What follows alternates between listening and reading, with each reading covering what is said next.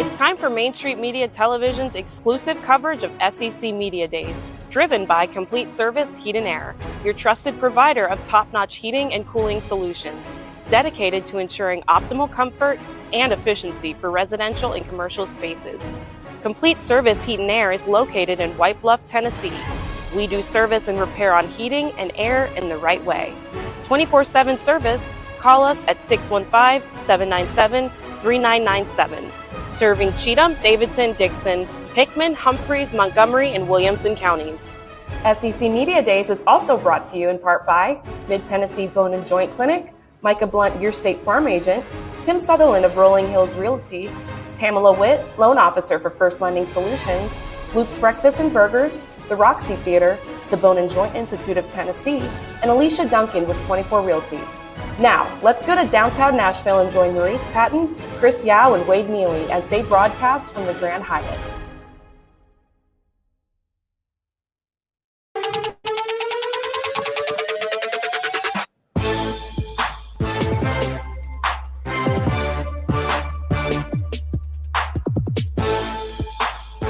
It is Reaction Monday here, and it's Main Street Sports Today, presented by Mid-Tennessee Bone and Joint, coming to you from the Lee Company Studio. And today, that Lee Company Studio is on the grounds of the Grand Hyatt in downtown Nashville. We are live at SEC Football Media Days. What a fantastic event it has been already and will be for the rest of the week. We will be coming to you live every day at 2 o'clock. Until 4 o'clock. We appreciate you guys hanging out with us, and we are looking forward to a fantastic week. I am here alongside my esteemed colleague, Mo Patton, and guest tri-host. Yeah, get there. And not so esteemed? Mr. Wade Neely. What? Yeah, come on now. It's Monday, too. Well, once he said esteemed colleague and not colleagues, I was like, well, where's this going? It's okay. He hasn't had his snack yet. You are. And neither have I. Well, fair enough. Sir. Oh, I'm sorry. Here. You're Reese's. You're not your. I should have brought a Snickers. You're not yourself. No, not yourself. That There we would have go. been well played. But we're glad to be here. I'm pumped. And today, if today is any indication how the rest of the week is going to go, it's going to be a fun one. It's going to be fun. It's going to be fun. Gonna be something. It's going to be hectic, but it's going to be fun. Yeah, hectic is definitely the way I would describe it to this point. We've had a great morning already, and looking forward to more coming up. But boy, what a great show we have lined up for you. You're going to hear from Scott Ramsey of the Nashville Sports Council, and he'll tell you about all the things they didn't do to get this going, but I think he might have downplayed himself a little bit. I know the Nashville Sports Council does a great job of making events like this happen each and every time. So we'll talk to him. We'll also talk to someone from LSU. Mm-hmm. We'll either grab a player who is one of the players who are walking around currently, or we'll talk with Baton Rouge advocate Scott Rabler. So we got options. Options are good, especially at a time like this. Well, and that's one of the things about this. I mean, there are literally 100 people walking in front of us at any point that, might sit down and grab a headset. And then sometimes walking in front of the camera as well. That does happen occasionally, but that's okay. We'll get over it today. We'll get over it today. It's part of the journey, fellas. That's all it is. It is part of the journey, and that's what we'll talk about anyway. So we got a lot to get to. It's going to be a great show. But before we do anything else, let's get to some results and schedule on today's rundown. This is the Rundown. The Monday Rundown is brought to you by Zion Christian Academy. ZCA offers a faith-based, Christ-centered education in Murray County. Give them a call today at 931-388-5831 or visit zioneagles.org to schedule your appointment today.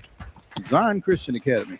Prepared for college, equipped for purpose. Little League State Tournament action over the weekend. Nolensville down Columbia American 5-1. It was Lexington 8, Granger County 2. Burns with a 6-4 win over Lafayette.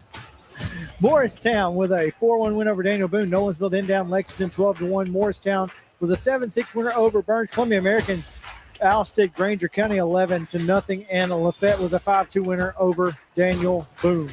Major League Baseball scores. Come get your Major League Baseball scores. Brewers 1, Reds 0. It was the Brewers also with a 3-0 win and a 4-3 win. Good sweep for the Brew Crew over the Reds this weekend. Red Sox 8, Cubs 3. It was the Cubs 10, Red Sox 4, but the Red Sox come back and get one 11-5. Nationals in 10 innings knock off the Cardinals by a count of 7-5. Cardinals would bounce back with a 9-6 win and then also claim an 8-4 victory to round out that series.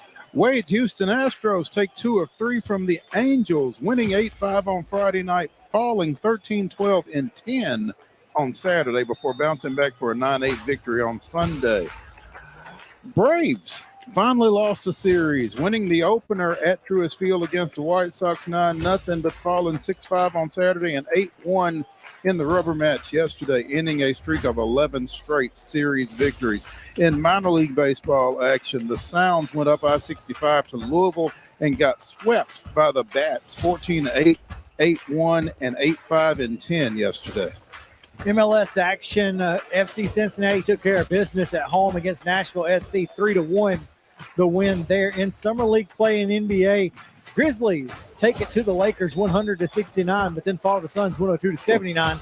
And in the WNBA All-Star game, it was Team Stewart 143, Team Wilson 127. Little League State Tournament action down at Murray County Park in Columbia tonight, the 12U Little League State Tournament. It's Burns and Columbia Burns and Columbia American in the 6 o'clock opener, followed by Lafayette and Lexington at 8. Both these are elimination games. Major League Baseball action tonight at 6:10 at San Francisco at Cincinnati, at 6:45 Miami's at St. Louis, and at 7:05 the Nats are at Wrigley Field against the Cubs, and that is your rundown.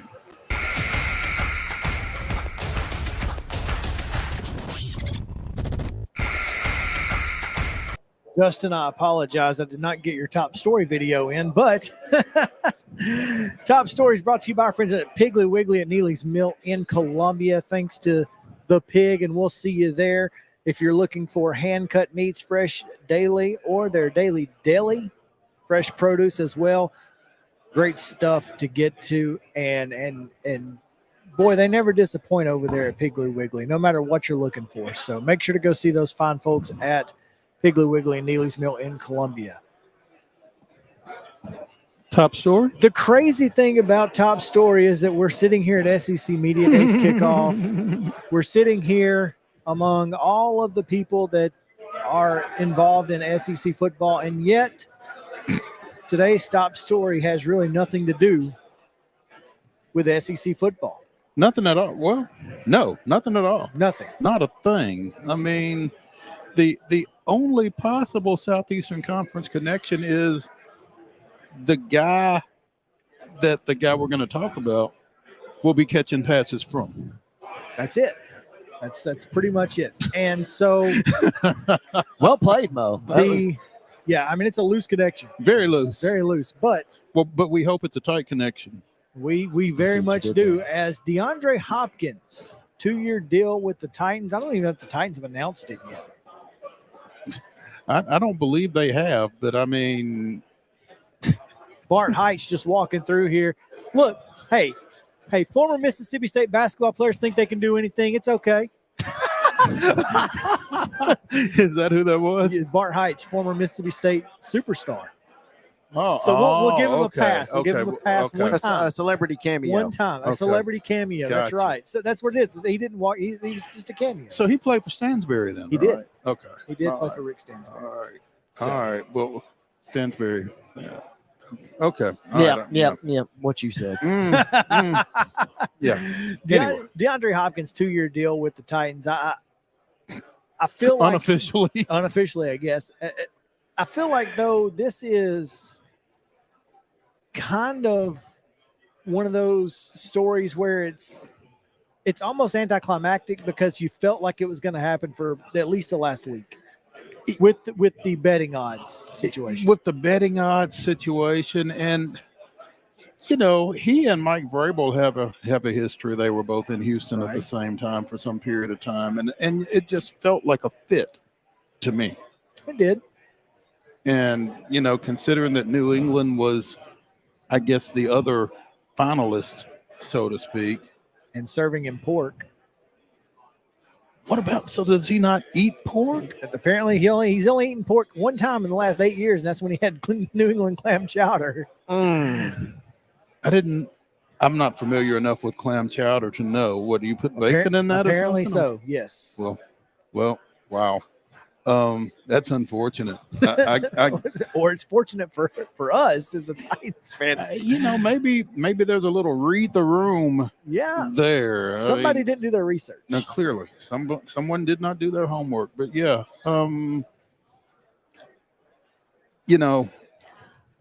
cautiously optimistic, because I remember when we discussed 2 years ago that's not Bart Heitch. No.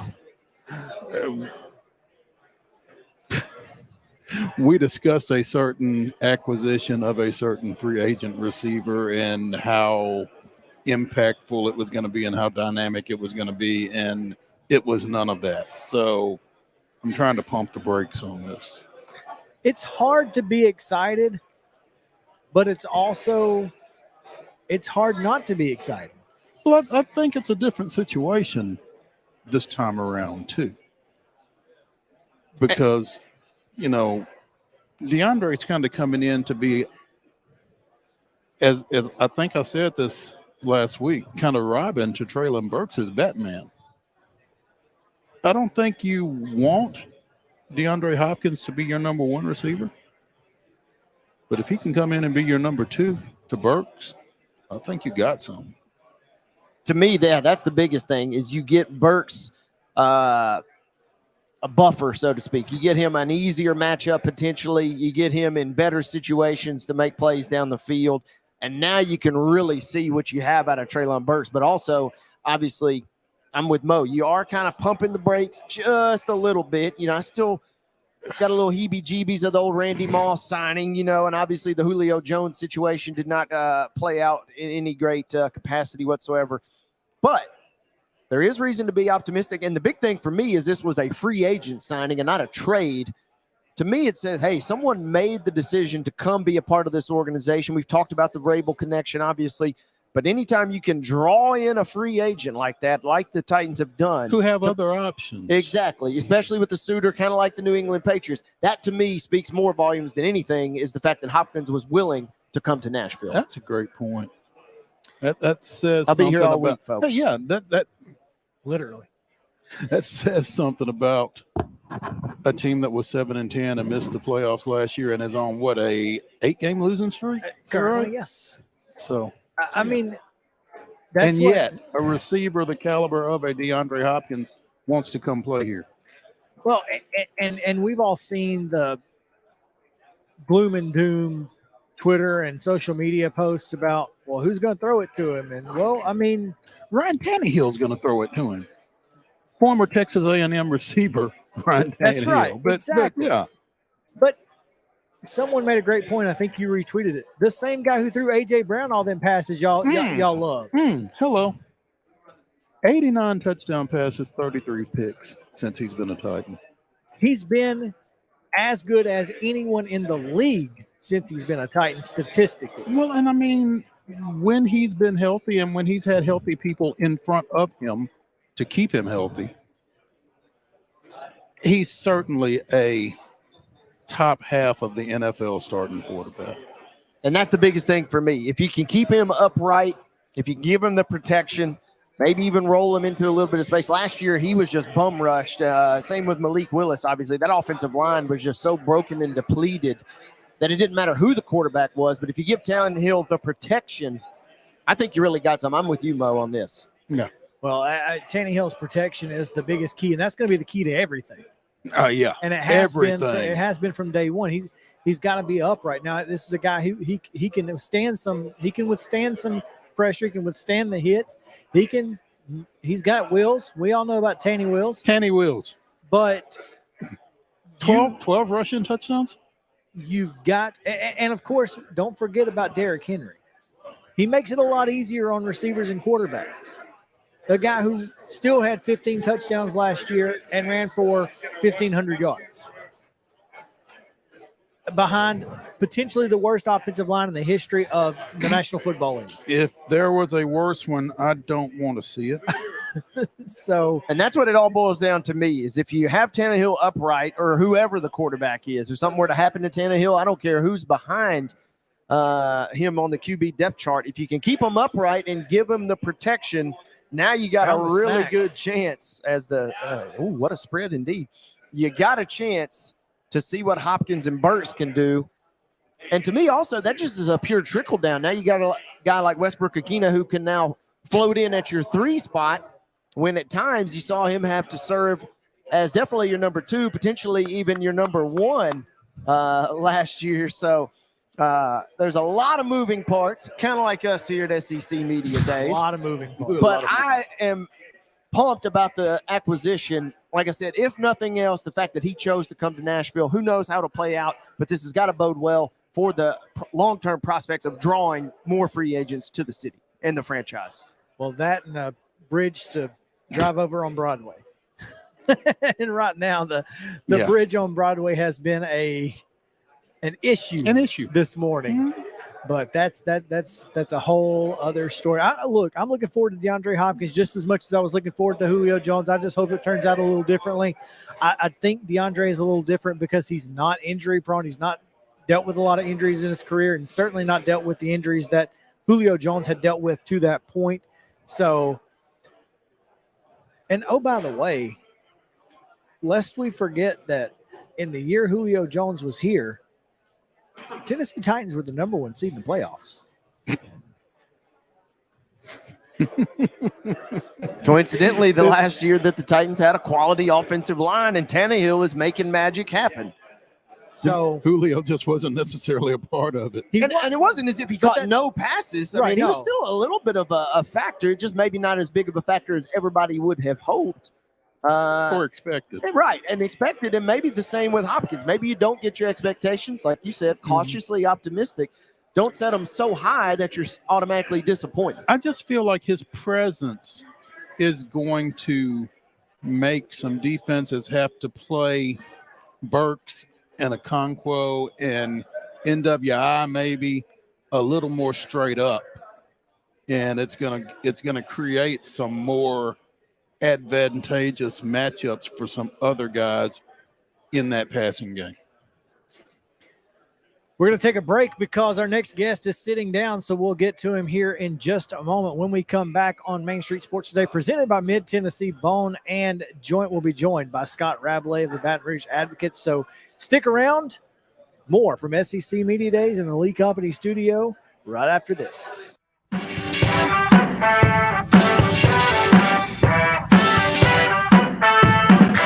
Mid-Tennessee Bone and Joint treats your orthopedic injuries and existing conditions. Our trained physicians will get you back in the game faster. Contact us at 931-381-2663 or www.mtbj.net.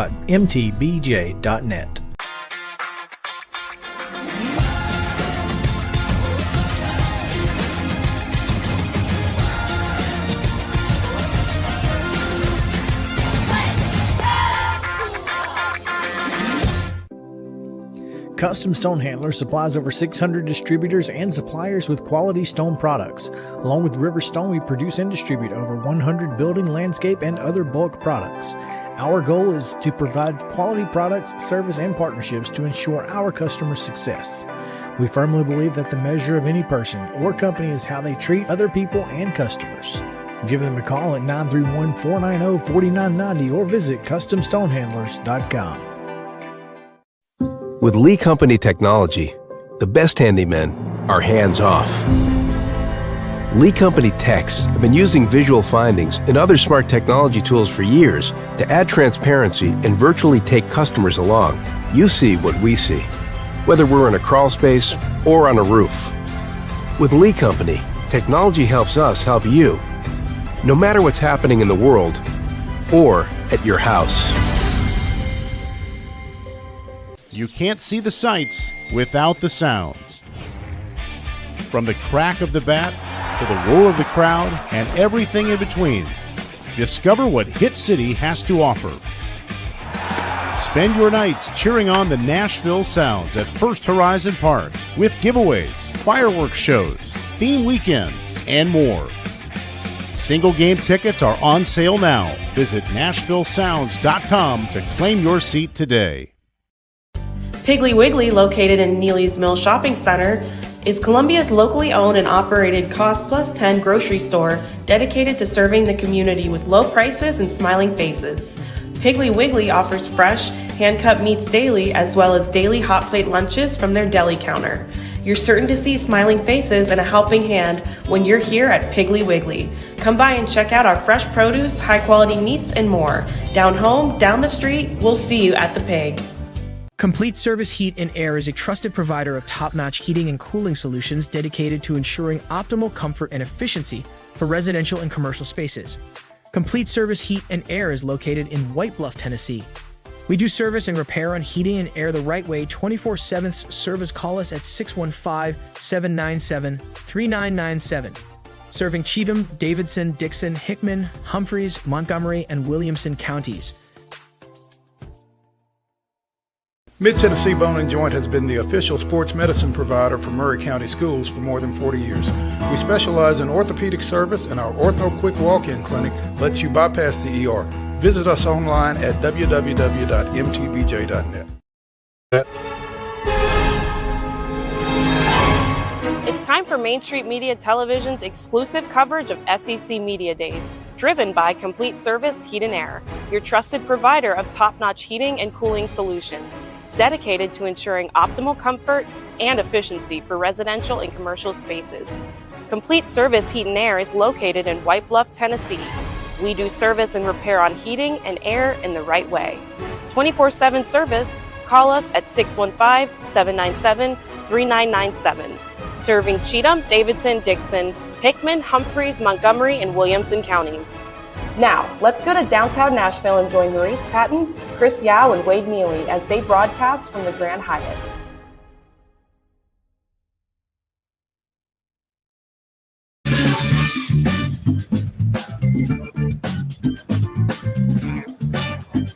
Welcome back in Main Street Sports Today, presented by Mid-Tennessee Bone and Joint. This is our special coverage of SEC Football Media Days, and we are super pumped about this next segment as we get talking about the LSU Tigers, and we're going to do that thanks to our friends at Front Porch Realty. Our coverage of the LSU Tigers from SEC Media Days is being brought to you by Front Porch Realty and Property Management. Whether you are selling a home, listing your home for sale, or need assistance with managing your properties, Front Porch Realty has you covered. We're a brokerage built by family and community, and we are here to help you achieve your goals. Call us at 931-220-2557 today. Joining us now is Scott Rabley, who covers LSU and all things in the entire state of the boot. Scott, thanks for joining us. Appreciate you. Thank y'all for having me. It's fun to be here in your town, and things are happening here on Radio Row, man. This is it's crazy. It's crazy. Yeah, I've done this. I've covered LSU since 1992, and I've probably come to Media Days since 1996. And I still like to be in the middle of it. You know, it's kind of silly and it's kind of crazy. And I've seen some silly, crazy things like Philip Fulmer getting a subpoena and Nick Saban's dog coming down the elevator to look for him when he was at LSU. But it's still fun because we're kicking off football, and we all, you know, if you cover this sports in this part of the world, you have to love football. So that's what makes it fun. Now we're kicking off football on July 17th. It's been less than a month probably since you were in Omaha. Actually, I was not in Omaha. Did you not go? I didn't. No, but I had a very good reason. My youngest daughter just graduated from high school, and she was in the choir, and her choir went on a tour of Italy, and they sang at the Vatican, and they sang at Michelangelo's church in Florence, and we went to Venice, and my son proposed to his fiancée on a ancient Roman bridge in Rome. So I had a very good reason for missing Omaha. And I'd say you've got one hell of an excuse for missing Omaha. Yeah, I had to go. It was a once-in-a-lifetime kind of trip. So LSU's playing the clinching game, the deciding game against Florida. So we're in Assisi, Italy, this mountainside village. 1 a.m, this guy one of the other dads takes his TV out of his hotel room and puts it on this balcony hooks it up to his phone, and we watched the game like that, and it worked great. I was shocked. I mean, 3.5 hours. We were sitting there in the middle of the night in Italy watching this game, and it was quite. So I wrote something about that. But no, I did not go to Omaha this year. Missed it a little bit. So you did get a little bit of a break. Yeah, I did. Yeah, for sure. Well, that's a good thing. That's a good thing. Traveling back from Italy seems like a little bit tougher trip than Omaha, but you know what? It might not be. I don't know. I think traveling back from Italy might be a little depressing because it's like, back to work. Yeah, at least coming back from Omaha, you're going to a place that's likely better. Yeah. Sorry, I got to take a shot at Omaha when I can. Omaha's not a bad town, man. But I like Omaha. Yeah. Scott, what are your feelings about this team in year 3 of BK? Is that right? Year 2. Year 2? Year 2, yeah. First year last year, they come out of the box. They beat Alabama. They go to the SEC championship game, and won 10 games. So went to a good bowl. I think they're looking to build on that for this year. I think there's potential for LSU. And there's still reason for concern. And he addressed that today. He said how much, for example, they had to dip into the transfer portal to restock the defensive secondary. And that's not something they want to make an annual thing. They're trying to get out of that loop, and they haven't been able to do it in the first 2 years. So is anybody going to get out of the loop of dipping into the transfer portal?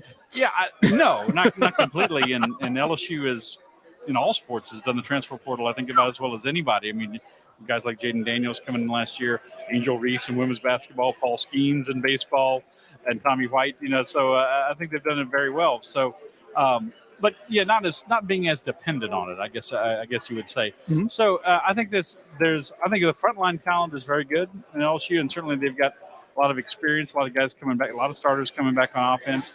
Yeah, a healthy number of starters coming back on defense. A player like Mason Smith, who got injured the very first game last year, and Kelly talked about the difference he can be on that defensive front. But there's not a lot of depth in some places. So they've got to be really lucky and try to avoid injuries, and that's a hard thing to do, obviously, in the SEC. You mentioned Jaden Daniels. As I was getting ready for this, I think 5 of the 14 teams are bringing a quarterback here, which kind of speaks to how unsettled that position is across the conference. And as we've said on this show numerous times, it's a quarterback-driven sport. So when you've got QB1, certainly puts you ahead of the game. Yeah, to have a returner last year, from last year, this guy who transferred in from Arizona State, and what is he going to do? And he started off kind of, running a little too much. He wasn't passing enough, but he grew into that role. And now you have him coming back, which was a bit of a surprise. I think everybody expected he was just going to stay for 1 year. And then they got Garrett Nussmeier to stay. Obviously, Walker Howard left. Jamie Howard, if you want to remember Jamie Howard, who played for LSU, mm-hmm. His son left and went to Ole Miss. But to have a quarterback room with Daniels and Nussmeier in it is kind of a coup for LSU, really. If Jaden gets banged up, they've got a very capable backup in Nussmeier, who they've got him to agree to be the guy for next year. So Jaden's coming back. Very solid stats last year: 2,900 yards passing, 17 touchdowns, only like 3 interceptions. He led them in rushing. First time a player led. Get this stat. First time a player led LSU in passing and rushing since World War II, since Alvin Dark, back in like 1942 or something. Former Major League Baseball manager. Yes, that's right. You remember Alvin Dark? Very good. That's impressive. And so they probably want him not to be the leading rusher this year. They want him to maybe stay in the pocket a little more and do those things. But it's a good situation to be in. As you talk about the unsettled nature of the SEC and I think including in Alabama, like what are they gonna get out of the quarterback position this year? I think it's an advantage for LSU at this point, despite the fact you got to go to Alabama and play a lot of tough games in the SEC. They're all tough, as you said, Scott, in the SEC, and kind of looking back at last year, you could maybe make the case. A couple lucky breaks go LSU's way. If those go the other direction, they're maybe sitting at kind of like almost a 7-5. But now this year, it seems like second year for Brian Kelly. Seems like this team, the expectation, especially with quarterback play, like you mentioned, seems like they're always high, obviously, in Baton Rouge, but it seems like this year with a little bit more of a stacked deck, seems like they're even more ramped up a little bit this year. I will say this, not saying that I expect this team is going to be like the 2019 team, which obviously was the best team LSU ever had. But this reminds me a little bit of 2019, in that 2018, you had a quarterback transferred in Joe Burrow. They had some ups and downs, but they ended up on a high note. They won the Fiesta Bowl, finished with 10 wins, and they come back with Joe and a lot of guys who he played with on offense, and they did very well. And I think this is a team that has a chance. And as I felt going into 2019, if you got these two huge games with Florida State on September 3rd in Orlando and at Alabama on November 4th, and a lot of other tough games too. But if you can split those two games and hold serve in the rest of them, and I think LSU will be favored, at least at this point, in all those other games, you have a shot at making it to the college football playoff, or at least being in position to. You might win the West, and you got to play Georgia again, and would that knock you out? Well, but you still have a chance. So I think there is reason for optimism, guarded optimism for LSU at that point, even though I agree with what Coach Kelly said today in the main room, said that they don't feel like they're totally there yet with a Georgia. They're still trying to close the gap, personnel-wise in some areas. Scott, I want to ask you, too, about that Florida State game. Obviously, just a bonkers game last year that kind of kicked off the college football season. Seems like Florida State is also a team that has a lot of renewed vigor in their program. How exciting of a matchup is that going to be just for a college football fan in general? Because last year it seems like we could kind of see both of those teams trajecting upward, and now it seems like both teams are at a high level to kick off our season this year. Yeah, I mean, it's a huge game. I mean, it was a big game last year, and then both teams went on to have very good seasons. Florida State went 11-2, and LSU won 10 games and won the West. I think they're both going to be ranked in the preseason top 10. I'm voting on the AP poll again this year, and I would be surprised. I'm going to put them both in the top 10. I would be surprised if they're not. It's a very important game for both teams. I don't think the loser gets knocked out of the national championship, the playoff hunt, but I think you have no margin for error at this point, and the winner really gets elevated to that. But they've got a lot coming back, especially Jordan Travis, a quarterback who was very impressive for them last year. And I think it's they got starting running back in Trey Benson. I think it's a tough matchup for both teams. And obviously it was a game LSU felt they could have won. The blocked extra point at the very end.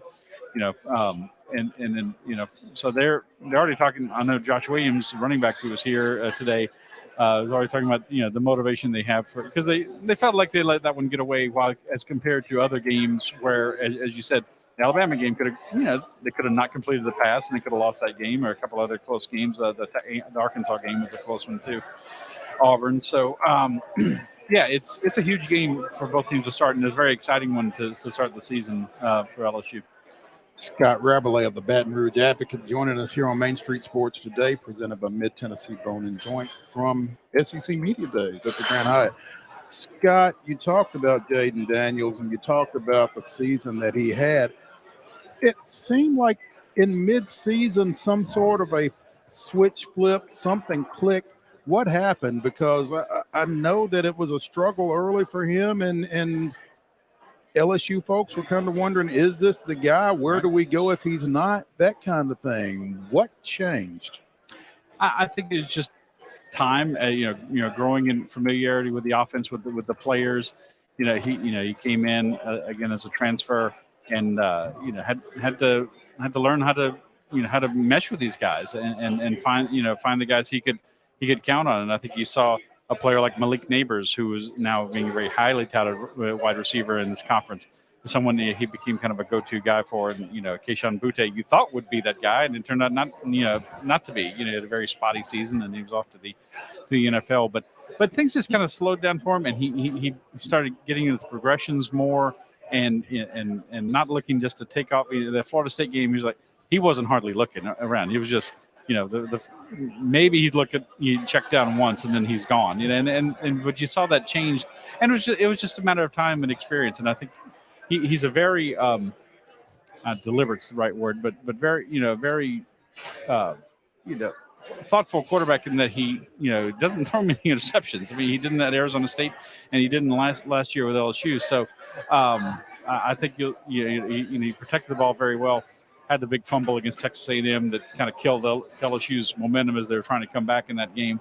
But overall, gave them a quality season. And I think just and just grew into a leadership role. I don't think it's Jaden's nature, kind of like Joe Burrow. I don't think it's his personality to say, "Come on, you guys, follow me. We're going to go win some games." I think he had to grow into that role of feeling like he had the right to say, "Follow me." And I think that changed as the season went on. And I think it's certainly a different thing going into this year. Josh Williams, again, hearing him talk today, said how he's seen that growth in Jaden. And as some guys want, they want to be led, and they want their quarterback, especially, to be that guy who can be that person that can galvanize around and go win some football games. Scott Radley here, the Baton Rouge Advocate on Main Street Sports Today. Scott, thanks for taking some time. Let's glad we could get you before Feinbaum got you, so we could get all the good answers and he can get whatever's left. I'm all tapped out for Feinbaum now. Yeah, I think, we got him warmed up for Feinbaum. Is what we did. Yeah, got the mind racing. One time I was on his show. They had me at the SEC championship game between Jeff Foxworthy and Ric Flair. I kid you not. Talk about people are going to, this is a good time for a bathroom break. You were the voice of reason there then, right? So, yeah, it was an interesting position to be in, that's for sure. Well, Scott, thanks again for taking time with us. We appreciate you. It. We're going to take a 30-second break. More about LSU right after this on Main Street Sports Today. Stick right around.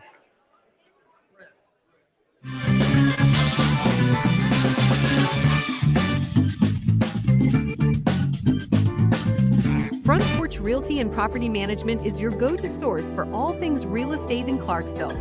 Our brokerage is built by local families, so we understand the challenges of moving and finding the right home. Whether we're helping you find your forever home, listing your home for sale, or managing your properties, we never forget you. We listen to your needs and work hard to meet them. We treat your home, investment properties, and your family the way we'd want someone to take care of ours. Visit frontporchrealtyclarksville.com today.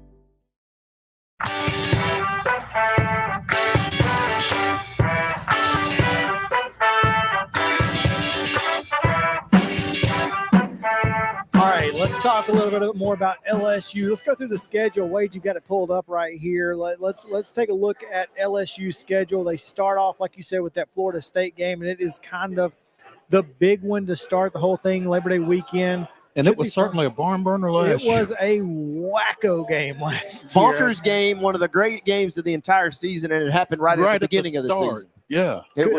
It was out of control. Here we go. Schedule for the Tigers on September 3rd down in Orlando versus Florida State. They get Grambling at home the following week before they have their first true road game versus Mississippi State on September 16th. They get Arkansas, a game that's usually, in years past played much later in the year, but that's September 23rd.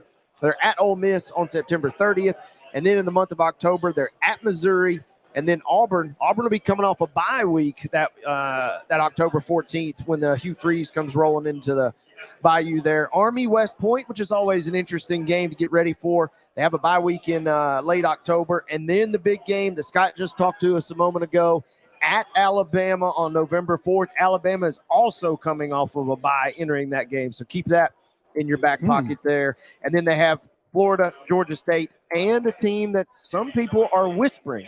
Just whispering, but Texas A&M ain't gonna say it with their chest right now. A chance to make some noise in the West this year. Well, so LSU's schedule is tough. You can say it with your chest after last year.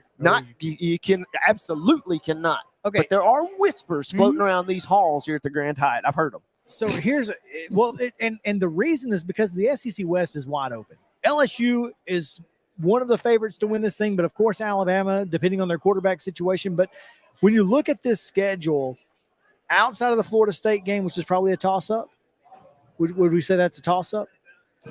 I mean, I don't see another game that really gives them issue until Alabama, based on what we saw last year. No, I mean, Mississippi State projected to be probably toward the bottom of the conference. Sure. That's on the road, but yes, should be a gimme. At home. Ole Miss on the road is iffy. I think Arkansas is a game and a team that – well, KJ Jefferson he's an X factor. Mm-hmm. That one is the one that does strike a little fear into me, but I'm also with Chris here when you say Ole Miss on September 30th on the road. That one's a little tougher. Weird things happen when you get Mr. Kiffin involved. And Well, again, I'm looking, maybe I'm oversimplifying, but I'm kind of looking at the quarterback situation. And again, KJ Jefferson returns for Arkansas. Not a whole lot of returning starting quarterbacks in this league this year, and Ole Miss does not have one. So, and you're exactly right. That will be the best quarterback versus quarterback matchup, no question. Yes. across the board. Jaden Daniels and KJ going to be probably your two top tier quarterbacks. Maybe even, dare I say, head and shoulders before you get to potentially like Joe Milton. So those two going head to head, that will be a big game. You're right. Listen to this now. Missouri in Como. Ask Georgia. Be careful. Don't go in there thinking it's a gimme. I don't think that was Missouri. Well, I'm just think saying that was Georgia. Well, that's what I'm saying. But Georgia probably went in thinking it's a gimme, and you can't do that. Not in the SEC at any given time. No. So I think this is a schedule that's kind of tough for LSU, but also I feel like this is a schedule they can navigate, and if they do, they absolutely deserve a playoff berth. Well, if they do, I don't think there's any question that they'll get one, because while the West is up for grabs, I'm not sure. And I know Georgia's looming down there, two-time defending national champion. Surely they're going to drop off a little this time. And I'm sure we'll talk more about that as the week progresses. But, an LSU-Georgia matchup for the SEC championship, sign me up. Yeah. I mean, obviously not great last year, but in year two, Brian Kelly's got he's got a program building. And listen, told you this when he got hired. LSU needs a CEO because you don't have to recruit. You're getting the best athletes of the best out of your state almost always. And that should be good enough. And Houston is right there. You're getting most of Houston. You're getting a little panhandle of Florida. And the best athletes in Alabama are in Mobile. There's no question there. Mobile and Huntsville. But Mobile number one. So they're all in your backyard. Brian Kelly just has to not screw it up. And I don't think he's gonna. So that's where I'm at. I think this team probably contends for the SEC championship, no question. Real quickly, like you guys mentioned, the game versus Florida State. Odds makers say LSU by 2.5 at the moment. So essentially a toss-up. The only it's other Orlando, right? In Orlando, the only Camping other World Stadium. At the Camping World Stadium. LSU currently, obviously this will change as we get closer, currently almost a 2-touchdown favorite versus Arkansas. The Ole Miss game being on the road, less than a touchdown, about 4.5 points. And then the big game versus Alabama, they're currently a 7-point underdog. So favored, kind of like Scott just told us, they're favored in virtually every game outside of the Alabama game. Obviously, the big one to start the season will be huge. And if you can kick off with the win, you're right in the driver's seat for playoff discussion. If you lose, Scott said it best, you're not eliminated necessarily, but you have no margin for error at that point. Exactly. Until next year. Yeah, you can go ahead and begin recruiting for. Well, you got the 12 team playoff coming next year. Yes. So even at that point, you'd have a little bit more a touch more margin for error. But yeah, that's it. All right, we're going to take a break. When we come back, though, before we get out of here, tell us about Front Porch Realty one more time. Our coverage of the LSU Tigers from SEC Media Day is being brought to you by Front Porch Realty and Property Management. Whether you are selling a home, listing your home for sale, or need assistance with managing your properties, Front Porch Realty has you covered. We are a brokerage built by family and community, and we are here to help you achieve your goals. Call us at 931-220-2557 today. All right, that is it. We'll take a quick break. When we come back, we've got a little baseball to talk about. We'll get into this day in Braves history and talk a little stick and ball right after this on Main Street Sports Today, presented by Mid-Tennessee Ball and Joint. Back to the Lee Company studio right after this.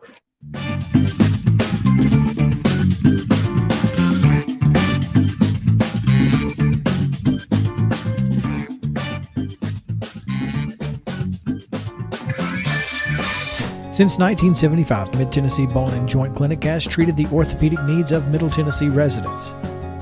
The trained physicians provide surgical options and minimally invasive options to treat all orthopedic needs.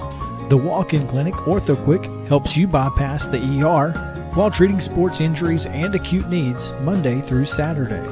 Visit MTBJ online at mtbj.net or on social media at Mid-Tennessee Bone Joint Clinic.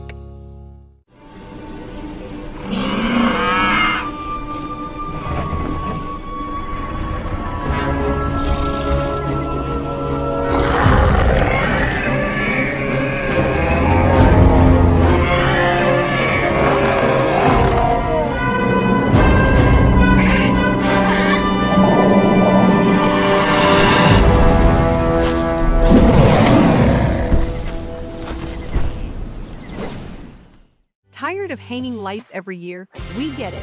That's why Southern Nights is here to help. We install programmable lighting on your home or business so you can enjoy beautiful, customizable lighting all year round. No more ladders, tangled lights, or cold nights outside. We do the work, you do the celebrating. Call Southern Nights today and take the hassle out of holiday lighting forever. For a free quote, give us a call at 931-241-3074 or visit our Facebook page at Southern Nights.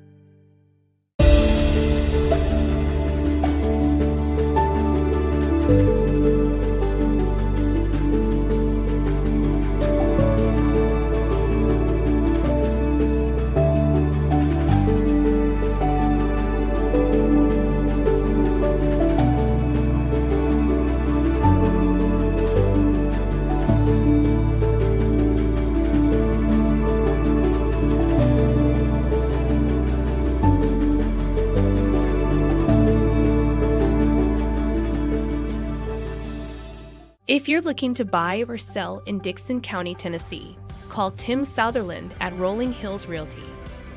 As a seasoned realtor, Tim knows how to get you the best price for your home. Selling your home is one of the biggest decisions you'll make, so trust the expert. Call Tim Southerland today at 615-720-1568 or visit rollinghillsrealtydixon.com. Complete Service Heat and Air is a trusted provider of top-notch heating and cooling solutions dedicated to ensuring optimal comfort and efficiency for residential and commercial spaces. Complete Service Heat and Air is located in White Bluff, Tennessee. We do service and repair on heating and air the right way 24/7. Service, call us at 615-797-3997. Serving Cheatham, Davidson, Dixon, Hickman, Humphreys, Montgomery, and Williamson counties.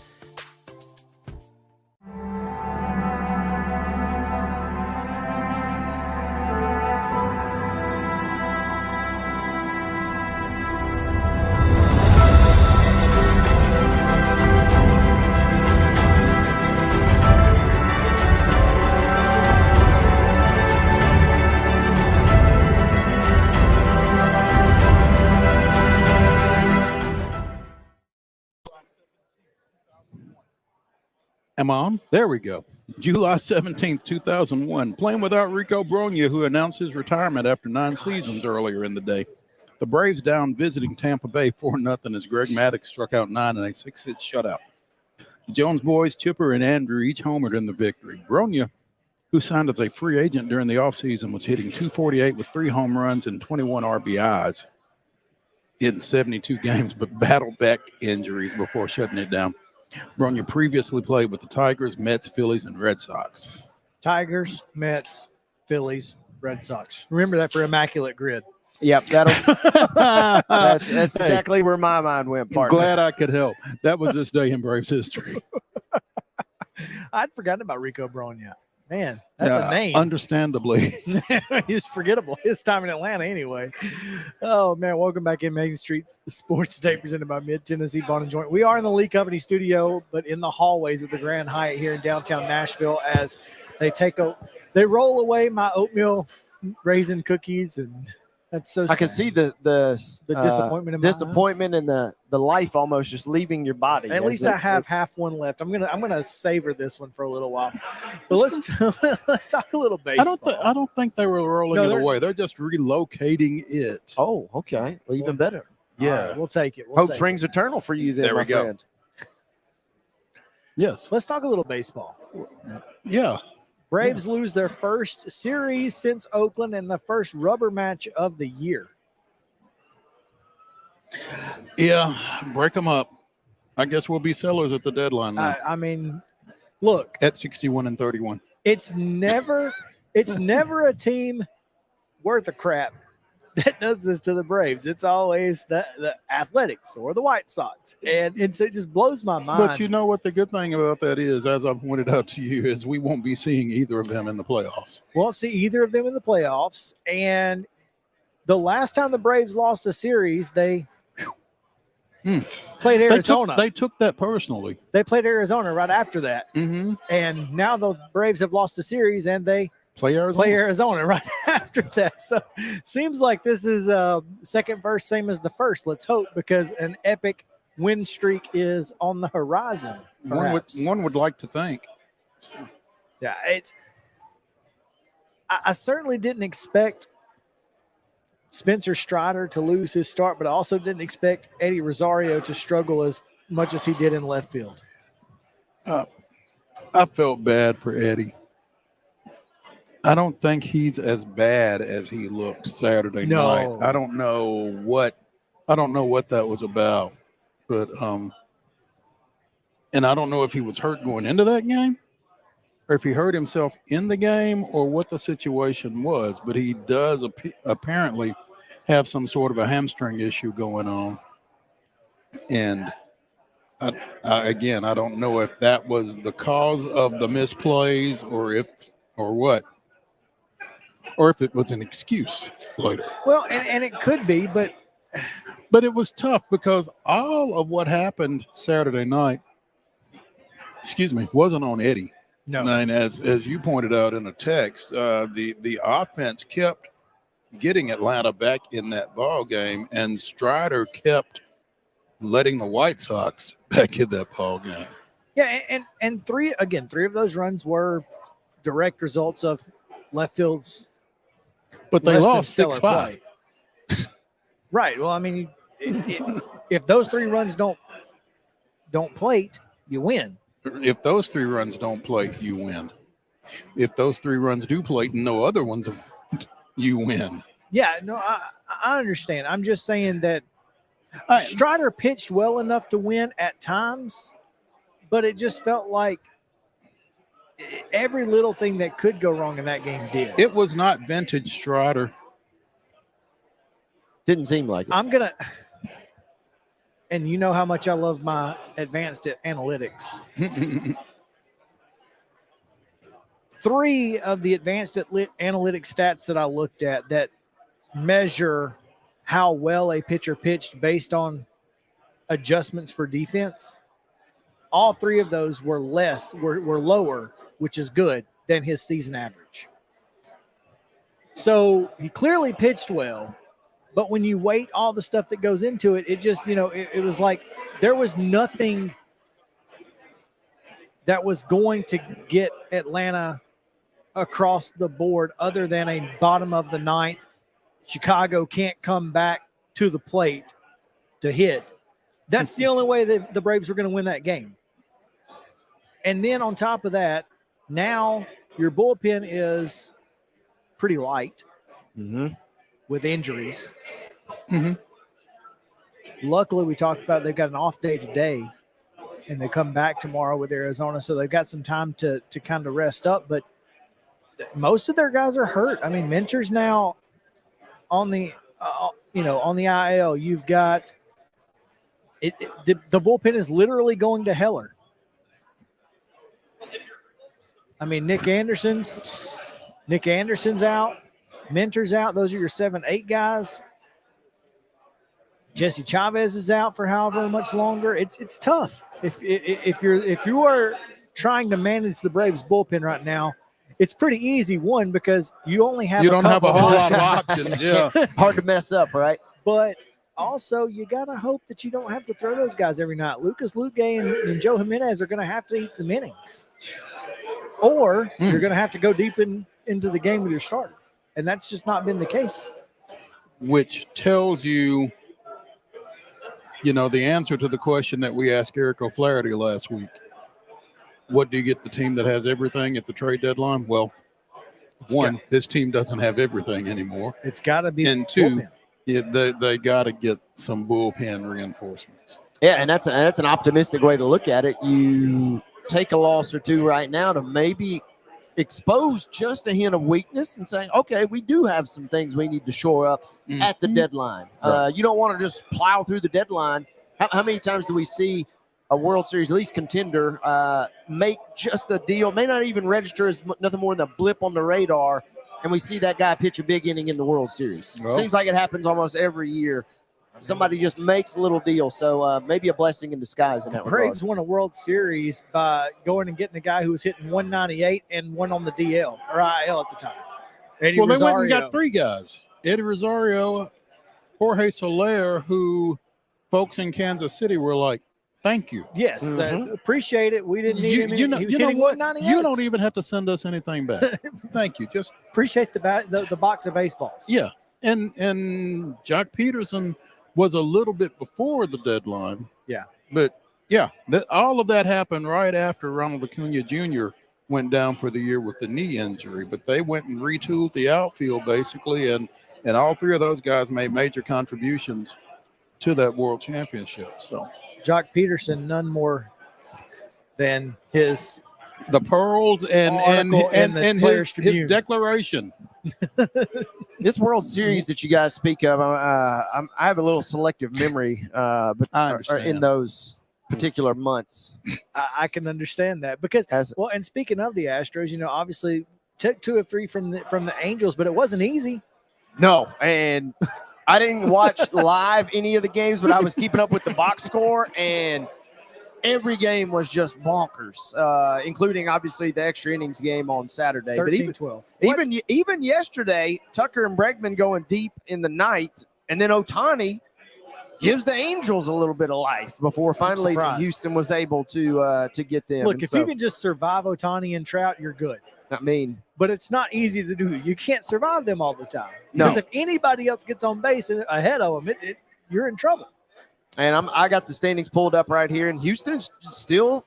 I've been a guest host of both of you guys, and I've said the same thing on both series of shows. Houston's kind of just treading water right now, hoping to get healthy, and the time is eventually going to run out. They might be a team that could make a move here in the next week or two because maybe you can't bank on that health, and you just have to go out and get somebody to take the place. Well, this is a team that would be winning the Central Division, which is not a high bar to hit, but it's really difficult when you're maybe winning the NL Central or tied for the lead in the NL Central. 10 games over 500. Yeah, I mean, the Texas Rangers, you can't be mad right now because the Rangers are as good as anybody, and they're slowly hunting them down. Slowly hunting them down just a little bit, not all at once, but they're slowly getting a game or two here on them. Taking 3 out of 4 just before the 4th of July, which was a big series. So Houston's kind of lurking right there in the mix at the moment. Well, it's certainly going to be a exciting second half of the season. Braves again have 3 with the Diamondbacks coming up, and they certainly are looking to keep the Diamondbacks, who are NL West. Where are they in the West right now? Third, just by 2 games. They're with the same record as the Astros. Yeah, they're 2 games out of the West, but obviously got one of the better rookies in the game, and you don't want to lose a second home series in a row right now. Braves really got to bear down at this point. So, fellas, let's talk a little more SEC Media Days and do it with Scott Ramsey. We've had Scott R once. We'll have Scott R again. Oh, well. Well played, my friend. So there we go. We'll talk to Scott Ramsey on the other side of a break. So stick around here on Main Street Sports Today, presented by Mid-Tennessee Bone and Joint.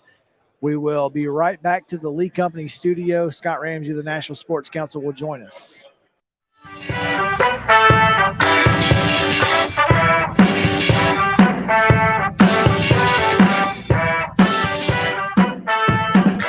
Mid-Tennessee Bone and Joint treats your orthopedic injuries and existing conditions. Our trained physicians will get you back in the game faster. Contact us at 931-381-2663 or www.mtbj.net. With Lee Company technology, the best handymen are hands-off. Lee Company techs have been using visual findings and other smart technology tools for years to add transparency and virtually take customers along. You see what we see, whether we're in a crawl space or on a roof. With Lee Company, technology helps us help you, no matter what's happening in the world or at your house. Jones & Lang Sporting Goods here in Columbia has been outfitting teams, officials, and anybody else from T-ball to college for 50-plus years. Be sure and check them out at 931-388-8060 or online at jonesandlang.com. Jones & Lang Sporting Goods, the look of a winner. Zion Christian Academy, zioneagles.org or 931-388-5731. You can schedule your appointment. Go tour their campus. It is beautiful over there, and you're definitely going to want to see it. Again, it's zioneagles.org. Give them a call, 931-388-5731, and schedule your tour today. Did you know that up to 80% of us will experience back or neck pain during our lifetime? Many of you are offered surgery or addictive pain pills to relieve your chronic pain. At the Dr. Gill Center for Back, Neck, Chronic Pain Relief, we have been leading the way to better health, naturally, and have helped tens of thousands of people right here in Middle Tennessee for the past 30 years. I came to Dr. Gill about 10 years ago after my local doctors recommended surgery. I knew about Dr. Gill and wanted to see if he could help me. 10 years later, I am pain-free, no surgery, and no pain pills. Surgery is scary, and over 40% of all back surgeries fail, creating a cycle of surgery and pills. There is a safer solution to your chronic pain. Make the call to the Dr. Gill Center for Back, Neck, Chronic Pain Relief today and get your life back. This office visit is normally $299, but call today and receive your initial consultation, report of finding for just $49. But hurry, this offer won't last long. Call 615-768-8743. That's 615-768-8743. You can't see the sights without the sounds. From the crack of the bat to the roar of the crowd and everything in between, discover what Hit City has to offer. Spend your nights cheering on the Nashville Sounds at First Horizon Park with giveaways, fireworks shows, theme weekends, and more. Single game tickets are on sale now. Visit NashvilleSounds.com to claim your seat today. Mid-Tennessee Bone and Joint has been the official sports medicine provider for Murray County Schools for more than 40 years. We specialize in orthopedic service, and our Ortho Quick Walk-in clinic lets you bypass the ER. Visit us online at www.mtbj.net. We do service and repair on heating and air the right way 24/7 service. Call us at 615-797-3997. Serving Cheatham, Davidson, Dixon, Hickman, Humphreys, Montgomery, and Williamson counties.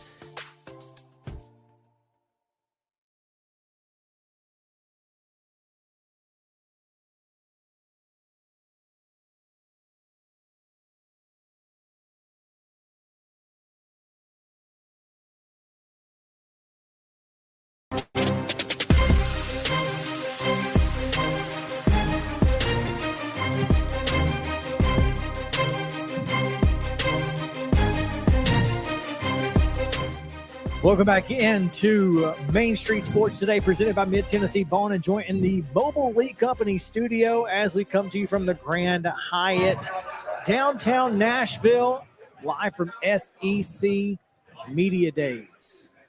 What a fantastic venue it is here in downtown Nashville, and I'm not saying that because our next guest is sitting at the table with us. No.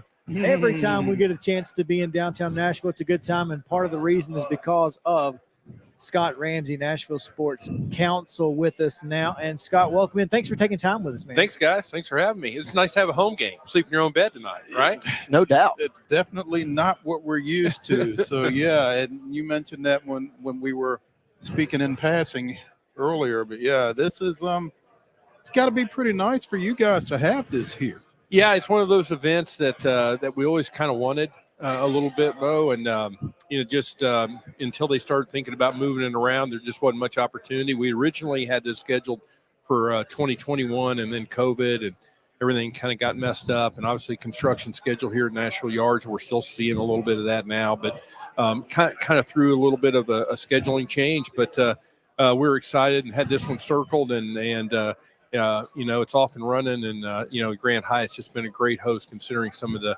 external challenges that they've had to face as we've kind of gotten ready for this event. But certainly want to thank Mark Sternigal, their general manager, and everybody there to kind of make it as welcoming as it's been so far here on day one. Yeah, Chris and I, as we were coming in, we kind of decided that certainly Nashville and you guys and the SEC did not discuss the demolition of the Broadway Bridge when timing could have been a little better. Yeah, it could be for this event, but as you guys know from Nashville standpoint, there's no good time really. So it was planned. Obviously, it was a structural issue, and we need to get that fixed. So we're thankful of TDOT to kind of at least stop construction right now, so we don't have a lot of sound and other disruptions. That we're very appreciative of that here for a few days as we got some media kind of broadcasting. But hey, we'll work around it. We'll make it great. And tomorrow night's going to be unique. I think one of the things that when we talked about this event coming to Nashville was obviously after the NFL draft and kind of thinking about some sort of fan engagement element. We originally kind of thought about when the Nashville Yards is done here, it's going to be a 1 acre park, and could we kind of create a tailgate kind of theme? And obviously we're able to do that right now because of scheduling, but we are going to have the stage on Broadway tomorrow night. And, SEC Nation's going to do a live show, and they've never done that. And so I think that's going to be the first foray into hopefully a more fan-involved kind of event. Kind of picking up on the theme that nobody throws a party like Nashville, right? Well, I think, you've been around, kind of throughout the evolution really of kind of sports here in Nashville. I think we've always tried to insert our uniqueness into it, whether it's a, NHL All-Star game, NFL draft, women's Final Four, the SC basketball tournament, our bowl game. So I think the music element is something that we have. Broadway is something we have. And, we certainly want to kind of showcase that the best we can. Scott, I guess I'm real curious. This is such a huge event here, and even on day one, it just has a big feel to it. I'm just curious, from your perspective and the city's perspective and the Sports Council's perspective, what would be a big win, and what would a win for this event look like for you guys? Well, that's a good question. I'm not sure. This is a little unique event. I mean, we don't sell tickets to it. We're not really having to engage on the operational side much. And the SEC's kind of got this one turnkey. The schools handle everybody coming in and out for their own people. So I think, it's like really any event. We want people leaving here thinking, hey, we've set a new standard for the event and hope the event comes back. I think that would be the win for us. We feel like that's in the cards. I don't feel like this is an event that like some of their championships where they're going to anchor in. I think they're going to move it around. And that's probably a good thing, especially in the summer. We're so busy here and to try to get this scheduled in and hold the appropriate space and rooms. I think it's better on probably a rotational basis. So certainly hope that we end the week with that kind of being the sentiment. Absolutely. And we already had a nice win, in my opinion. The commissioner's address, we heard the new Titan Stadium get mentioned, and we also heard the Music City Bowl, which obviously is a fantastic partnership as well. Yeah, certainly. And the SC basketball tournament being anchored in here. I think that's been one that as I look back in the almost 30 years I've been here, that was one when we were able to really lock that in for now what'll be a 12-year run was a huge win for us, and especially adding Texas, Oklahoma. We're gonna have 2 new fan bases coming in. So when you kind of look at the SEC opportunities for us, we got Tennessee, Virginia this year. We've had Kentucky play a regular season game here over the years, the bowl and the basketball tournament. And now this event on a rotation basis. We've really kind of established as kind of Birmingham North, if you will, for their conference office. And that's kind of important for the future of the SEC in Nashville. Obviously, Vanderbilt being here, Nashville's kind of unique in that there's an actual SEC institution here in the city. So how much of an impact does that make?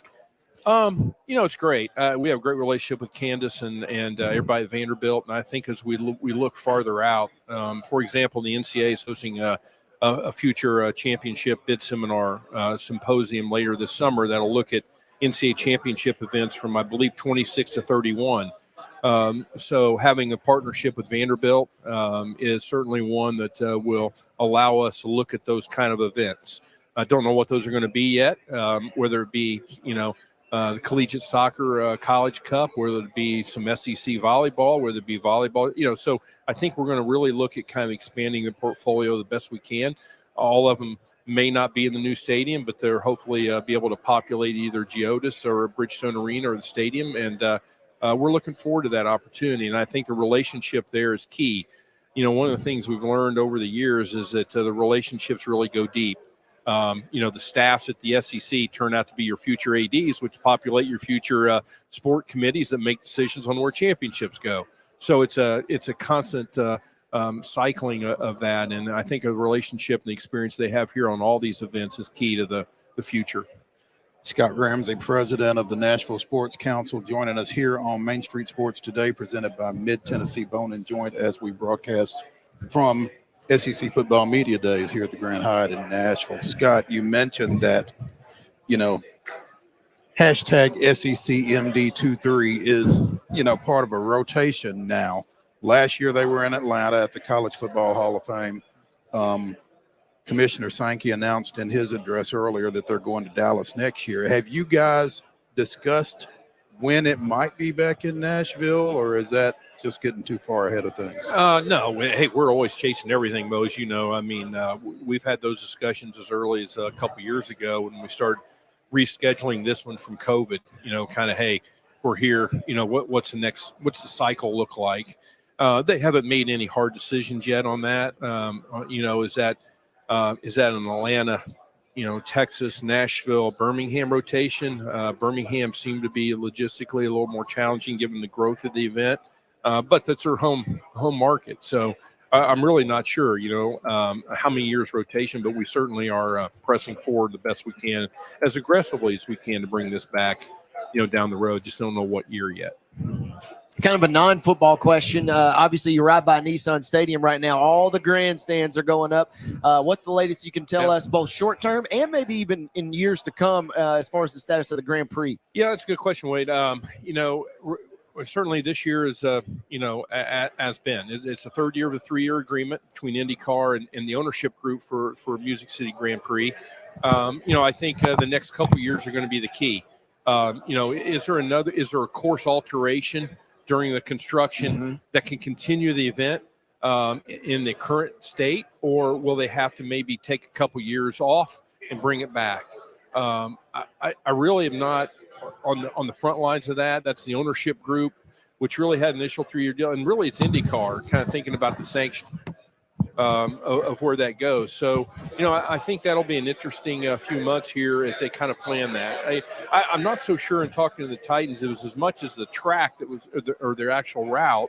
It was really more the infrastructure. We had the full paddock where the new stadium's going to go, and where do you put that infrastructure, around if you have to modify the course to some degree. So, that'll be decided here in the next few months coming up about what the future of that looks like. But we're excited about that in early August. It's been a great event. Scott Ramsey here, the Nashville Sports Council, joining us here on Main Street Sports Today, presented by Mid-Tennessee Bone and Joint. Scott, this is, again, a fantastic job you guys have always done. I know you guys didn't have a whole lot to do with it, but anytime you guys are involved, it's never a bad event, and you just continue doing what you're doing. We appreciate you for all that you have done. Well, this one was unique, where we kind of negotiated them coming, and obviously then the Grand Hyatt and the SEC kind of took over on the operations side. So it's a little unique that way, but I think that's kind of one of the things, and certainly Mo's been here as long as I have, and when you look at the city, I think when you don't care who gets the credit, the city's been the winner. And I think every event's been a little bit different there. And, we talk about the Grand Prix, and the ownership group's done a heck of a job. We kind of help them on the backside on operations, on volunteers and transportation and the pit stop challenge. And so we all kind of collaborate. And I think this one, certainly a lot of credit goes to the Grand Hyatt for hosting. Great. Well, again, go ahead. Oh, I was just going to say, we really appreciate you stopping by and visiting with us. Know you got a lot going on, and just thanks for taking some time with us. just trying to tell everybody to keep coming back to Nashville is my job this week. So. I don't think you'll have a problem with that. More home games is good. Oh, absolutely. Thanks, Scott. See you guys. Thanks for having me. All right. All right, we're going to take a quick break here on Main Street Sports Today, presented by Mid-Tennessee Bone and Joint. You guys stick around here with us. We'll be right back after this. Founded in 2005, Pamela Witt, First Lending Solutions, has a reputation of consistently offering the lowest possible rates and, above all, providing outstanding customer service. Pamela Witt, First Lending Solutions, takes pride in treating our clients with honesty and integrity. We provide excellent service and experience you can trust for all your mortgage needs, proudly serving all of Tennessee. Apply today. Call Pamela Witt, First Lending Solutions, 858-518-1506, or online at www.firstlendingonline.com. NMLS number 314276, ID 135932. Serving Williamson and surrounding counties, Bone and Joint Institute of Tennessee offers comprehensive orthopedic care with subspecialized physicians. Our practice provides high-tech care with a hometown touch. We offer physician clinics, physical and occupational therapy, advanced imaging, and surgical services, including interventional procedures. Call us at 615-791-2630. We're Bone and Joint Institute of Tennessee. High-tech care with a hometown touch. Complete Service Heat and Air is a trusted provider of top-notch heating and cooling solutions dedicated to ensuring optimal comfort and efficiency for residential and commercial spaces. Complete Service Heat and Air is located in White Bluff, Tennessee. We do service and repair on heating and air the right way 24/7 service. Call us at 615-797-3997. Serving Cheatham, Davidson, Dixon, Hickman, Humphreys, Montgomery, and Williamson counties. Craving the juiciest, most delicious burgers in Dixon? Look no further. Luke's Burgers and Breakfast has got you covered. Whether you're in the mood for a mouth-watering cheeseburger or a breakfast burrito, we have it all. Our secret? Only the freshest ingredients, cooked to perfection every time. So why settle for ordinary when you can have extraordinary? Come on down to Luke's Burgers and Breakfast, where every bite is an experience. At 24 Realty, we understand that buying or selling a home is one of life's most significant decisions. That's why our team of dedicated professionals is here to guide you every step of the way, ensuring a stress-free experience. So if you're ready to embark on your real estate journey, choose the best. 24 Realty, voted the best real estate company in Cheatham County for 6 years in a row. Contact us today at 615-247-7247. Don't let pain keep you from doing the things you love. With our world-class physicians, Houston Clinic Orthopedics will have you back enjoying your life in no time. From ortho care to physical therapy and more. Visit our website to book an appointment. Houston Clinic Orthopedics, when experience matters. When it comes to your insurance and financial needs, trust the team at Micah Blount State Farm. We're here to help you protect what matters most. As your trusted advisor, we'll work with you to find the right coverage for your unique situation. Whether you're looking for auto, home, life, or business insurance, we've got you covered. Call us today or visit our website to learn more. Let's talk.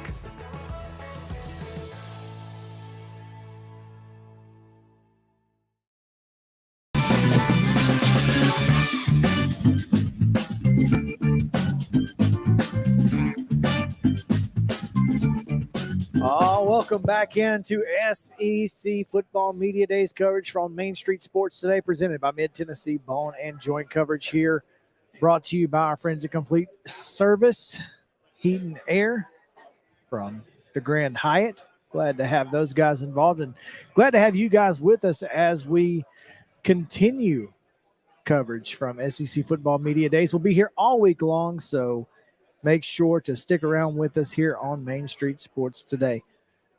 Mo, before we get into what I wanted to talk about in this segment, earlier today, a little breaking news in the middle of little scoopage. You know, you got to have some gall to put out a press release about your coach getting extended while the commissioner is on stage at SEC Media Days when you're in his conference. And yet, well, you're in his conference, but he's in your town. There you go. Vanderbilt did just that as they announced Clark Lee has been extended. And Lee currently 7-17 in his career as Vanderbilt head coach. Aptly getting an extension on 7-17.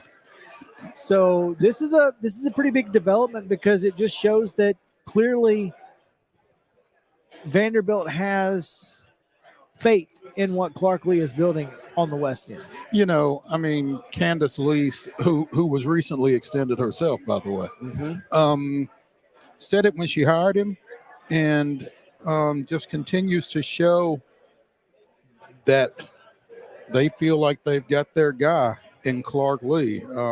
I'm thrilled with our football program's development on and off the field under Clark Lee's leadership. He is relentless in his commitment to build a foundation that yields sustainable success.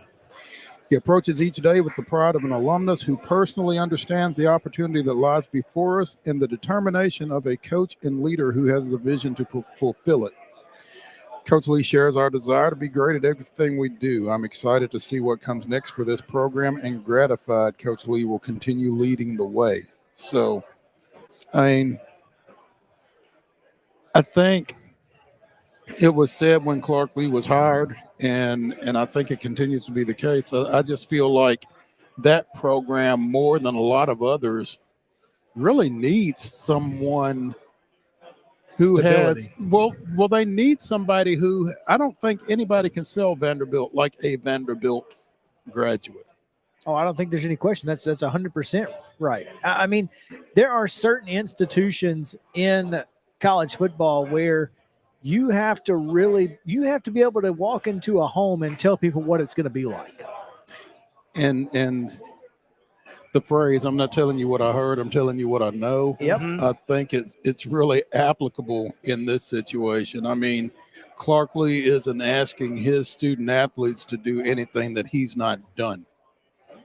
And I think in that specific situation, that's I think it's important in a way that you can't really even describe. I just think that, him, the academic situation, the athletic situation, the social situation, he's been in all of those on that campus.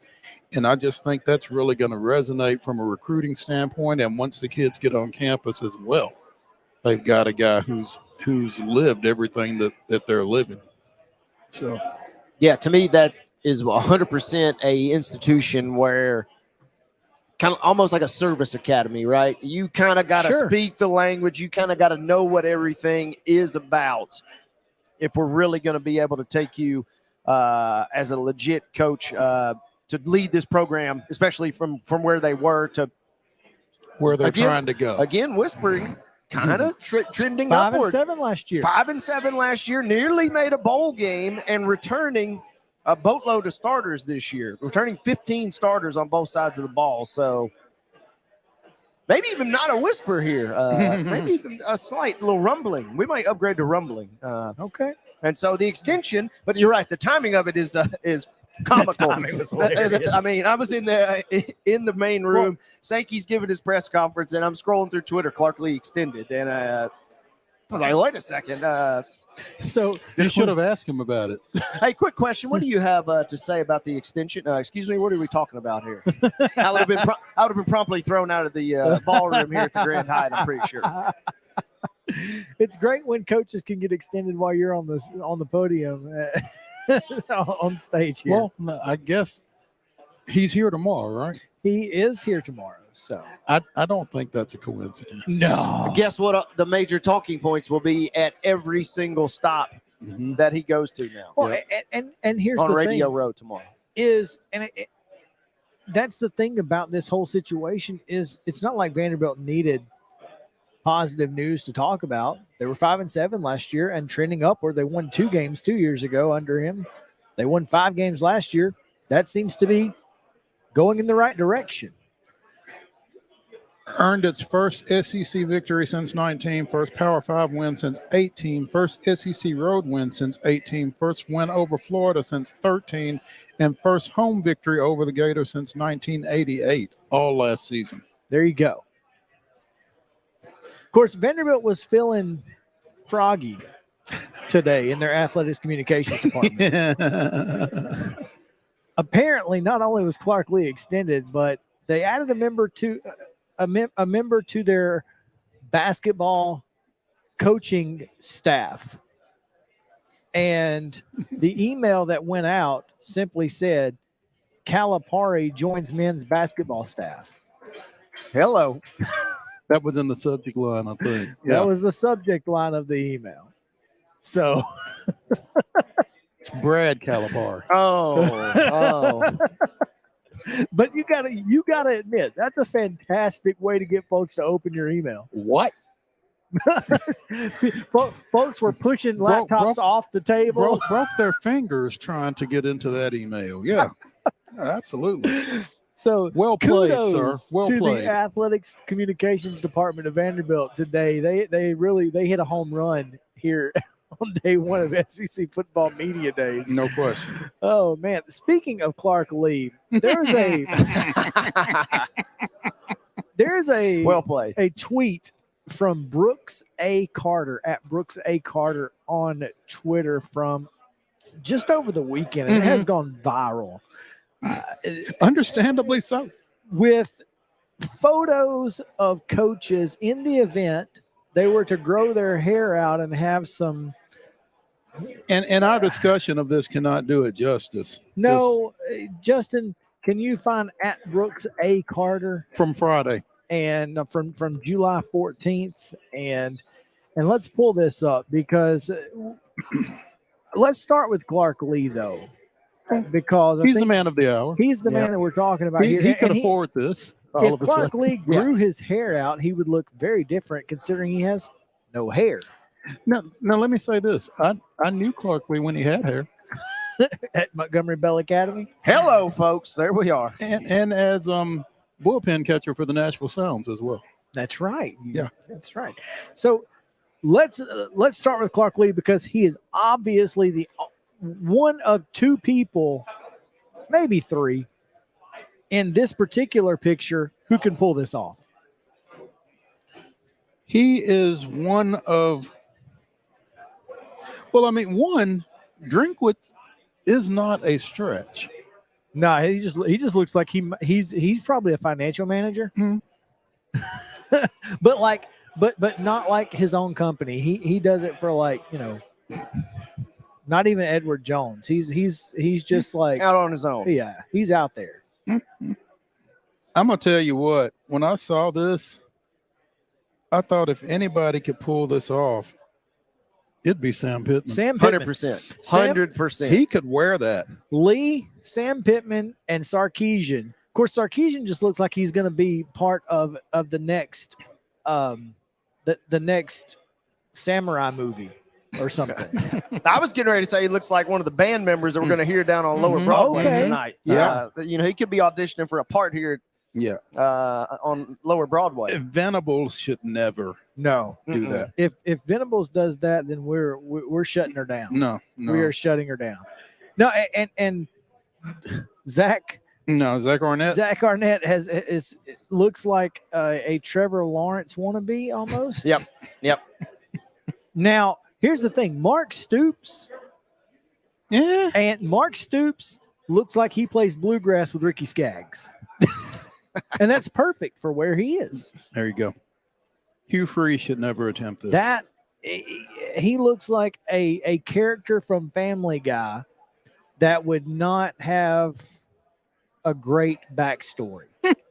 Put it that way. But you said the word character, and that is 100% what I was thinking. He looks like a portrayal of somebody on television. But Pittman 100%. That's legit right there. I mean, if Pittman went on vacation for like a month, this is probably what he would come back looking like. I like it.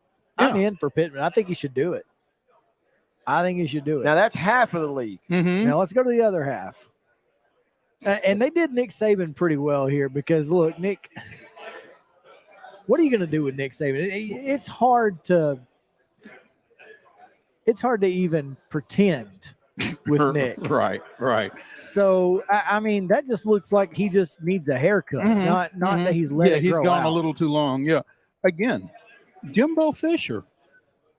I think workable. I think Jimbo could. Of course, he looks like he looks like a guy that we might see on the sidewalk at Lower Broadway later Well, I today. think that's more the scruff. Yeah, than it's the the hair, scruff. though. That's what I'm saying. It's the scruff with the kind of just hair that's out there. 100%. Billy Napier also looks like he could be a member of a country band. Yep.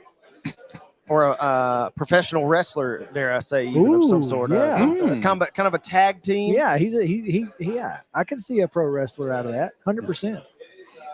Josh Heupel. No. That's a tough. That look. is Chris Chum, or not Chris Chum. That is Chum from Pawn Stars. Yeah. Shane Beamer. Love it. 100%. Yep. That's a quality look. Similar to Pittman. And I feel like Kiffin has had this hairstyle at some Is this point not? in Is time. this not just a picture of him? Is this not his current hair? That look a lot different. How much longer could it get, huh? Yeah, I mean that just looks like that's him. So BK and Kirby, not Tough. so much. Oh, BK and Kirby are struggling. Yeah. BK resembles, got a little Rob Ryan going on about him right there. In that Yeah. with the long blonde locks. I feel like if Billy Napier is a pro wrestler in WWE, Brian Kelly is a pro wrestler in Jasper, Alabama. Yep. Yeah. Doing the armory circuit. Yeah. He's making his way around in the old NWA or something. Wow. Like this is I mean, he's been doing it for a while. He's had 4 back surgeries. He's Mickey Rourke in the wrestler. Kirby looks like a tennis pro. Okay. Of European descent. Yeah, with an accent and all. Yeah. No, if you're talking about folks with accents, give Kiffin a French accent and he's all in right here. I mean, there you go. He's killing it right now. This is hilarious. I mean, I love those threads that say what do SEC coaches do for a living if they're not coaches, and they just have pictures and what their LinkedIn picture says about them. And this may be far more entertaining, even though those are pretty good. So yeah, I'm not sure what Mo would look like with his hair grown out, but we should check it out. We shouldn't. I will give one of you two guys $100 to slap one of those photos on the placards that they have that are carrying around for interviews for everybody. There you go. This week, slap the one of Kiffin on there, and let's just see if anybody notices. Nobody would notice. They'd be like, so. "Yeah, it just looks like him." That's him. That's what he looks like. No, that's solid. Gotta give Brooks A. Carter. Got to give credit to the award-winning photojournalist from ABC 3340 out of Birmingham. Well done, sir. Yep. Is that who that is? Apparently. Wow. Okay. That's some good work. That's solid. That is the perfect build-up for Dalton, Georgia native. You know what's famous about Dalton, Georgia? You know what they do there? They make carpet. That's right. They make carpet. And I'm not sure they do anything else. If you live in Dalton, Georgia, you make carpet. That is what you do. or you drive just a little bit north to Calhoun and go to work at Buc-ee's for $18 an hour as a cashier, which is a pretty good deal. That ain't bad. If I'm being honest. That ain't bad. Do you get an employee discount? That's the real question. Because if I can eat lunch with an employee discount while I'm there and make $18 an hour, I am in. Yeah, how much fresh biscuit we talking about during this exchange here? Let me get that brisket burrito quick, fast, and in a hurry. Oh, man. Main Street Sports Today is presented by Mid-Tennessee Bone and Joint. Our coverage here of SEC football media days is brought to you by Complete Service Heat and Air, and we sure appreciate all of our sponsors. Of course, the Lee Company. You see on your screen there that Lee Company QR code. Make sure to scan that as well. Plenty of SEC football media days to get to. We are patiently awaiting the arrival of Texas A&M faithful around the players and coaches. We've seen Jimbo Fisher walking around. If we can grab one of those before we get out of here, that'd be great. If not, you can find exclusive coverage and those exclusive interviews on Main Street Sports Today's Twitter at @MS_sports today. We'll have those on our Twitter accounts live. And then tomorrow at 4 o'clock, you can catch Missouri, LSU, and Texas A&M all at one time, right after our show immediately, all at once. So plenty of great coverage here coming from you at the Grand Hyatt in downtown Nashville.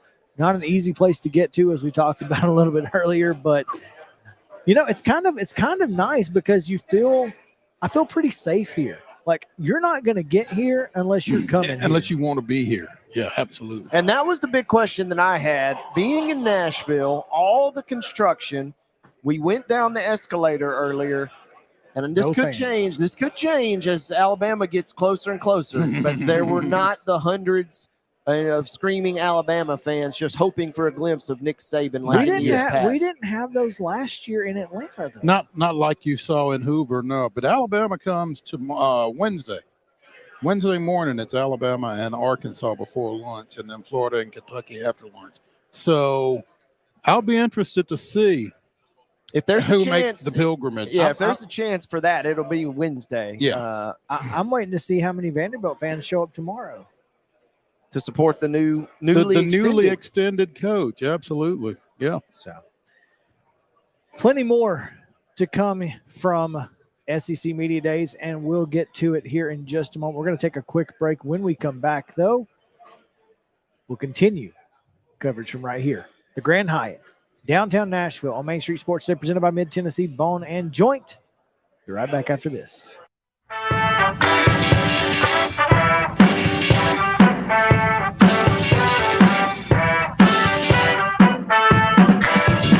Since 1975, Mid-Tennessee Bone and Joint Clinic has treated the orthopedic needs of Middle Tennessee residents. The trained physicians provide surgical options and minimally invasive options to treat all orthopedic needs.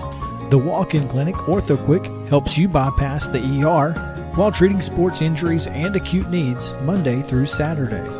Visit MTBJ online at mtbj.net or on social media at Mid-Tennessee Bone Joint Clinic. Complete Service Heat and Air is a trusted provider of top-notch heating and cooling solutions dedicated to ensuring optimal comfort and efficiency for residential and commercial spaces. Complete Service Heat and Air is located in White Bluff, Tennessee. We do service and repair on heating and air the right way 24/7 service. Call us at 615-797-3997. Serving Cheatham, Davidson, Dixon, Hickman, Humphreys, Montgomery, and Williamson counties. With Lee Company technology, the best handymen are hands-off.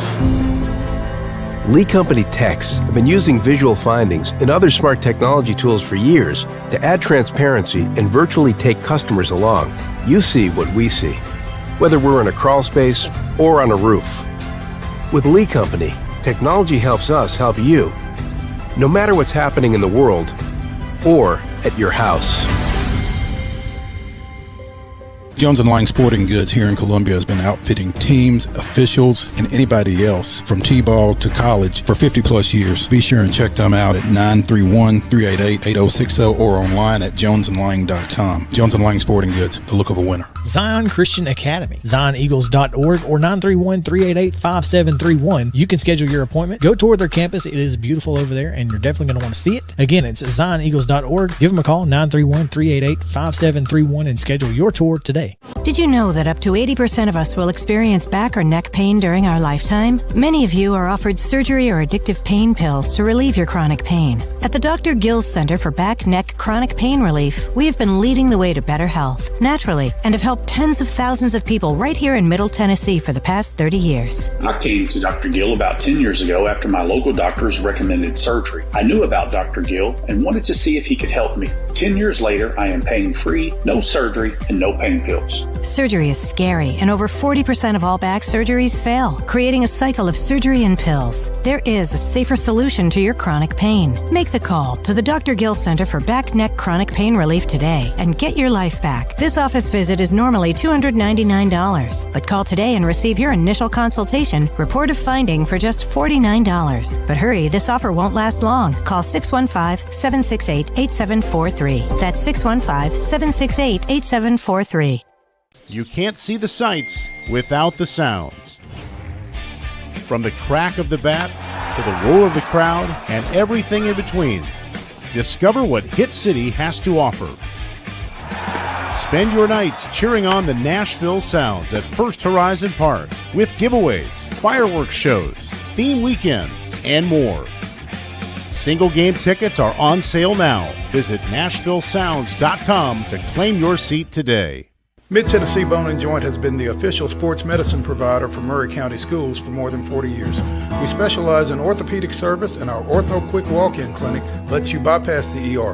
Visit us online at www.mtbj.net.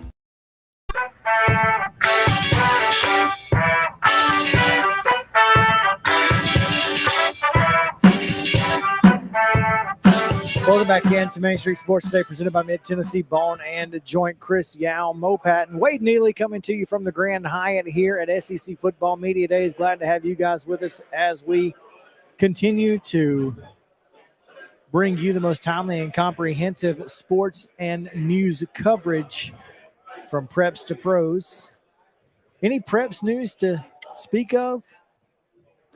We talked last week about Rick Rice resigning at Summertown to go back to his hometown of McEwen and become football coach at McEwen Junior High School. Mm-hmm. Well, things have changed. He will be head coach at McEwen High School. Oh, wow. So,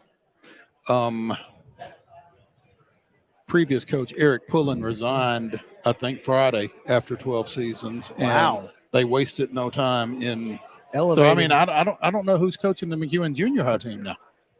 Yeah, of course. McEwen Junior High they had a team Talk about meeting. the trickle-down It's like, effect. what? They had a team meeting, and then they had a team meeting. Yeah, exactly. Of course, I don't know who's coaching the Summertown High School football team. Well, at this point, they don't either. So yeah, okay. So That's yeah, interesting news. So we have gone from preps with Summertown and McEwen to pros with DeAndre Hopkins. That's right. And a lot of SEC in between. And everything in between, including some comments from SEC Commissioner Greg Sankey, who spoke. Papa Greg, who apparently on Tuesday, he and his wife Kathy became grandparents for the first time. So wow. Congrats to them. That just it's just so funny because obviously we know that he's from upstate New York ish. Yeah. And we've decided we're not trying to pronounce that one, haven't but we? But the difference in the fact that Greg Sankey is just now becoming a grandfather, and I know like 37-year-old grandparents in Alabama.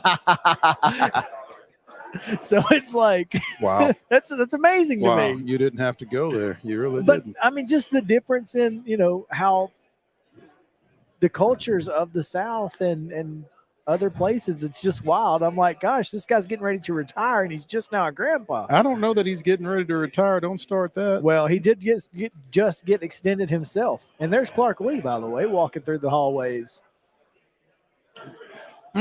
Excuse me. Lowe's going to take off real quick. Sure. And you're Chris, you're right, by the way. And I was in the grand ballroom when Greg is getting ready, Commissioner Sankey, to give his opening remarks. You're on first name basis. Greg, with him now. yeah, you know UNG. me here. And I love the way he started. He said, you know what? It's SEC Media Days. I know everybody's here. I know why everybody's here. I don't really have any reason or any permission, even from my loved ones, to do this. I just want to let y'all know I'm a grandpa now. So it was a nice way to do it. I'll tell you what was also really nice. They had 4 of the 5 officers, first responders from the Covenant tragedy that occurred here in Nashville. They were recognized on stage. They're going to get autographed helmets from all 14 schools. He was quick to point that out. He said, we're not just going to give you your favorite school. We're going to give you all 14. So that was a touching moment. And then Commissioner Sankey kind of started rolling up his sleeves. Then he kind of went to work. We really heard a lot of good stuff. We talked obviously about conference expansion. This is the final year of the SEC as we know it before Texas and Oklahoma join. He quickly also dropped a bombshell that you, Mo, and myself will not be in Nashville next year for SEC Media Days. We'll have a little bit of a trip down to Dallas, Texas. That was presented. They got Buc-ee's there too. But there are Buc-ee's also. And they got Buc-ee's in between here. And absolutely. Oh, I know. I've stopped at one. We no, just one. Well, it was the first one I saw on my way to Dallas for the Winter Classic. Mm-hmm. We're among the 85-mile-an-hour speed limit in Nowhere, Texas. Gotta love that. Yep. they don't play in Texas. It's either that or get run over, right? Yes, it really is. But yeah, they got plenty of Buc-ee's there. So you get Dallas next year. Should be interesting. That's going to be huge. And that was really the quote news that came out. Now there was a lot of talk in there about name, image, and likeness. Oh, goodness. There was talk about sports gambling and wagering and how we kind of police that as a conference and how you maybe police that as an institutional level. There was a lot of big picture topics that were kind of presented, but there wasn't really a lot in the opening remarks, which is kind of unusual at this address. Now, we quickly got the ball rolling. There was a media member based here in Nashville that immediately popped up. First question, right out of the gate, and Mo just talked about it during our last commercial break. The SEC championship, if you got ties to Atlanta, you're in luck because it sounds like it's going to be there for the foreseeable future. Yeah, Greg Sankey said, we're going to focus our football game on what is really the envy of the college football championship world, and that's what we do in Atlanta. So that's where our focus is for that particular championship. So whatever else may be coming to Nashville, the SEC championship won't be among them. Well, and honestly, is that something that was even a question? I mean, clearly it was asked. But I mean, was it a realistic expectation? I don't know that anybody necessarily expected it. Right. No. Here's something I think is cool, and there's a piece on CBSSports.com written by Will Backus. We picked up on the fact that Greg Sankey was not wearing a necktie. That's right. When he was on the on stage, and it was a tribute, calculated, and a tribute to the late former Mississippi State. Barks like make sure nothing's good. It's fantastic. Wow. It was a tribute to the late former Mississippi State coach Mike Leach, who hated neckties. It was a big topic of discussion last year, by the way. Yeah. The neckties thing kind of took over SEC Media Day, as Mike Leach was prone to do. Yep. One of his rants typically took over, and that's one thing we are missing this year, and I hate that. It was unfortunate, and you're right. That was one of the other touching moments that came right before things really got rolling. And I love just the phrasing. This is classic Mike Leach, like you said, the uselessness of neckties. Useless. Just got to put it in his own unique way, and that was certainly a touching tribute. And I love this quote, too. He said that this is Commissioner Sankey talking about Mike Leach, said he was prone to give wedding advice, evaluate Halloween candy, but he made a quick point. He said if you ever ended up in a phone call with him and history was brought up, it was over. You better have a long time to take care of that conversation because you were going to be in for a long ride. And it was a touching moment in that room when that happened.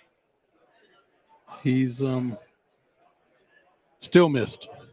And will be probably even more as we, approach and go through this 2023 football season without him.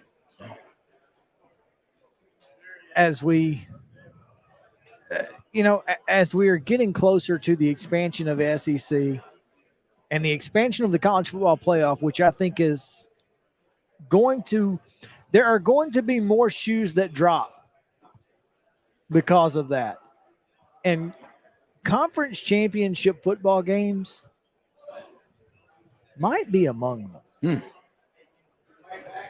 Because I just don't know why you would put yourself in that situation knowing you've got a 3-game playoff coming your way?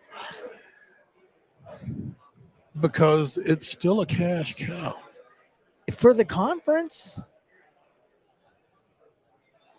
And you and I know as well as anyone, Mo, that it's all lip service when they talk about player safety. But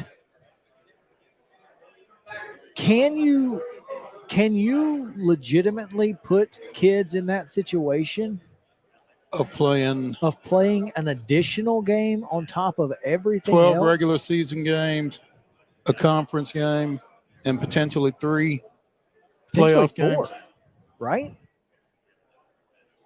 Because you've got if you lose the conference championship, you're probably not going to get a bye. So you're in that 5-12 game. And now you've And played then you get- 17 games. You've played an NFL schedule. That's tough. That is very tough. And you're 20 years old. Yeah. I think conference championship games could be could be on the chopping block sooner than we could have ever imagined because of the cash cow they have become. And with the elimination of divisions this year, you're going to see it's going to be a topic of discussion come conference championship week next year. When there's a conference championship game and then the loser ends up in that 5-12 game and then they play another game on top of that, if they win and make the semifinals, you don't think folks are going to be talking about how this is the 16th game of the year? Right, and then they get to that later round game and get throttled by somebody. It's like, well, guess what? They played 2 or 3 extra games. They played 2 extra games. You went from, potentially being one of those top 8 teams to you're playing 17 games, and that I think it's going to be an issue, and it's going to get brought up. And I don't think there's anything wrong with that. I think that's a positive. I know I love conference championships. Mm-hmm. But wouldn't it be better if the first week of the playoffs was that week? And then you get a couple weeks before the holidays, the quarterfinals? Mm-hmm. I personally would like that. Because do we really want to watch the Pac-12 championship game on Friday with 12 people in attendance? No. I would much rather see the first round of the playoffs on that weekend. And that just makes more sense. And you're not wrong. I just think that I feel like conference championship games are so ingrained. And again, it's a little bit of a moneymaker. Well, when they go to that 9th conference game, when that inevitably happens, now you've taken yet another, not bye week, but a little bit easier opponent. Now you're playing another SEC team. Now you got to play 10 SEC games to win it. Another opportunity to get beat. Not only another opportunity to get beat up. Yeah, that too. Yeah. And I mean, that's where my big issue is right here. You're not wrong. I just feel like nobody, how we talked about the logistics of the SEC baseball tournament moving, and if you're going to move it somewhere, you got to have all these other things in place. Well, this is, if you're going to expand the playoffs, you need to have some other things in place, and this is one of those other things that we don't have in place. And some senior who is now not able to opt out because he's in a playoff game, breaks his leg, doesn't get drafted, or drops in the draft. Right. Yeah. Sorry, I didn't mean to get all serious here. No, SEC Media Day, but I mean that's kind of where we're at. Well, and to your point, I do think it won't be an issue till it is an issue, right? I don't know that it's worth spending a lot of time at the conference office, at the NCAA office forecasting. It just seems like that's how these things play out. Yeah. it never really gets brought up or addressed until it's it there. affects and until you're talking about it. It's all reactive, not proactive. Yeah, correct. In the NCAA, and that's a problem. And not just it affects, a Hawaii or a San Jose State. Oh, no. Or Yeah, a Rice or something like that. When it affects one of the big dogs. That's right. That's when things start happening. Somebody that's here. Yeah. Correct. This week. Yes. Yeah. There's no way to beat around it. No ifs, ands, or buts. If that were to happen, if a team is left out at that point of an expanded playoff, and that was kind of, the argument a lot of folks had about expanding anyway, is at what point do you draw the line? Because how much is too much? Now the 13th team is going to have the same argument that the 5th team has currently. That's not yes and no. But I'm just saying that is it's a similar situation. It is. And if you have, instead of two, now you're just maybe left with 2 SEC teams in the playoff. If that 3rd team is left out, that's when I think you start to see the trickle-down effect, like we're kind of talking about, when things might get addressed there. Could certainly happen. They talked about that 9th conference game and the 8 or the 9 game schedule kind of being tabled. And Sankey said there were a lot of issues with that. It wasn't really a TV money issue, although that was kind of the excuse they gave was, give us some more money. We'll play 9 games. With the college football playoff changes, lingering questions about what that may or may not mean, discussions about non-conference scheduling. When I asked in Destin about timing for the 25 decision, we could go out to Destin next year. The earlier we do that, the less pain we cause for the discontinuation of the non-conference games, whatever that means. One of the bigger elements that was that non-conference issue. Part of the motivation, I think, going forward is I think our 8-game schedule is remarkable. I don't disagree. I think again, the big issue with a lot of folks is my 8 teams conference schedule is tougher than your 9-game conference schedule. Don't come at me. That being said, obviously folks in the playoffs say, well, you played one fewer Power 5 opponent, so you're a little fresher than we are. So whatever that means. That being said, he just, he said that one of the bigger elements was that, teams like Georgia, who play Georgia Tech every year, and South Carolina and Clemson, and those are games that you kind of, you can't really get away from. Florida and Florida State can't stop playing, but Tennessee doesn't have to play Oklahoma when it was on their schedule, or they don't have to play Pitt. They don't have to play that other non-conference Power 5 team, because it's whoever it just happens to be that year. Right. So that's the big issue there. And honestly, I get it. But also, I think 9 conference games would be a lot more fun than having to watch somebody play Georgia Southern and Grambling in the same year. I'm with you there. But that's a fan's perspective. Just for what that's worth. Oh, yeah, sorry.